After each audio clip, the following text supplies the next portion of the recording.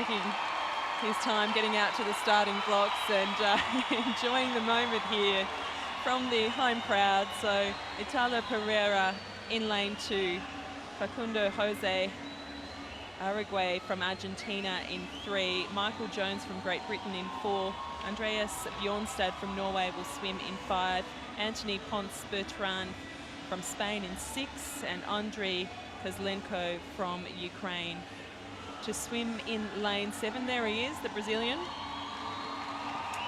He was bronze in the 100 metres back, 9th in London in the 400 metres free, so he'd dearly love to make the final here in Rio.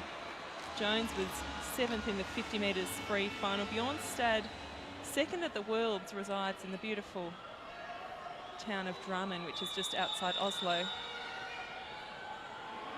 And Ponce BERTRAN, 6th at the World Championships. Works as a physiotherapist when he's not swimming. So Jones goes in with the quickest qualification time of 4:46.58 and BJORNSTAD 4:58.40. Jones in 4, BJORNSTAD in 5, ARREGUI in 3, and the home favourite, PEREIRA, will swim at the top of your screen in lane 2.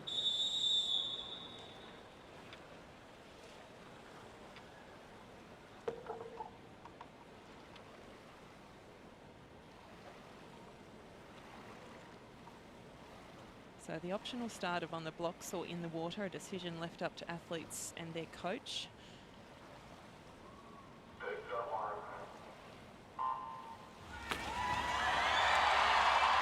Well, it was easily Jones who got off to the best start there, and as he broke water, he's already almost a full body length in front of BJORNSTAD.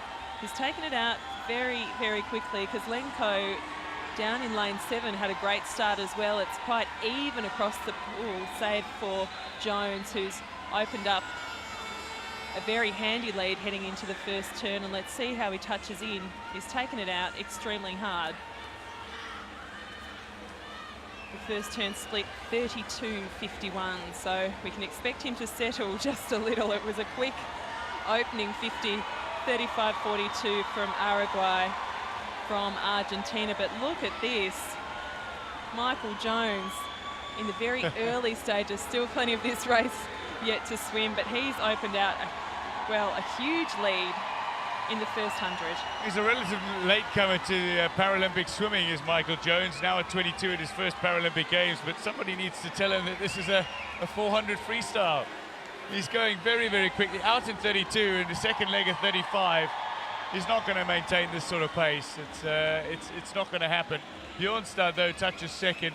ARREGUI of Argentina third. Fourth was Ponce and indeed PEREIRA of Brazil, but the second to fifth are within less than a second of one another, so they're almost in a line. And then with KOZLENKO just dropping off the pace ever so slightly, is only a further half second behind that. So there are 5 chasing swimmers, and then Michael Jones, who is well out in front. He's a promising S7 swimmer who's only recently come through the ranks, but somebody who's also started to train harder since relocating to the National Performance Centre in Manchester. He's got a little to learn, perhaps, and has just gone far too early. But it's about pacing yourself in this race, and if he starts to drop off his pace, which I suspect he will, he might very well be caught by the swimmers who've paced themselves from the onset, including the likes of BJORNSTAD and ARREGUI. Well, he did drop that the third 50 to 37.61. Interesting to see how he's gone here. So dropping off the pace by about a second again. So either he's settling or he's getting a little tired. We'll be able to see as the race progresses. But interestingly, it's a real battle on in second position, because we have the Argentinian swimming in lane 3, looking fantastic, in fact very comfortable, and he's managed to overcome some of the margin that was set early by Jones. And BJORNSTAD as well, having a good swim, but just off his left shoulder, the Spaniard Ponce BERTRAN is staying in touch, and even the final 2 swimmers in the field, KOZLENKO and PEREIRA, are staying in the mix for a finals berth.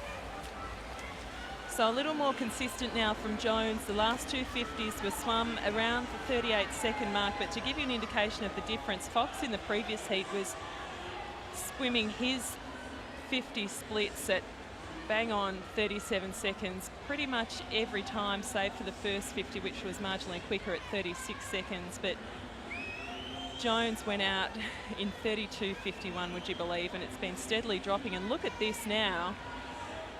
ARREGUI, who's been biding his time, is now making up a substantial part of the pool on Jones, and depending on how his turn goes, may actually be swimming very close to him indeed. So now only about a body length off the top place, and BJORNSTAD as well, just hanging tough at the moment, knowing how to pace himself. A bit of experience there, I suspect, over this distance, and that margin has narrowed considerably. Well, I'll give him his credit. He's managed to hold on, Jones, but I'm still not going to go with the smart swim here. He took it out really hard, and the fact that he's dropped off by over 4 seconds at certain stages throughout this race is problematic.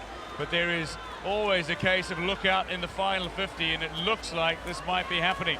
Jones is leading at the 350 split, but just ahead of ARREGUI, and BJORNSTAD, who swam consistent 37s throughout this race, is now finding himself in a position to make a move. That not the great turn from the Norwegian, but indeed the Argentinian slough the shoulder. Jones might hold on here, but he needs to relook at his tactics, I suspect.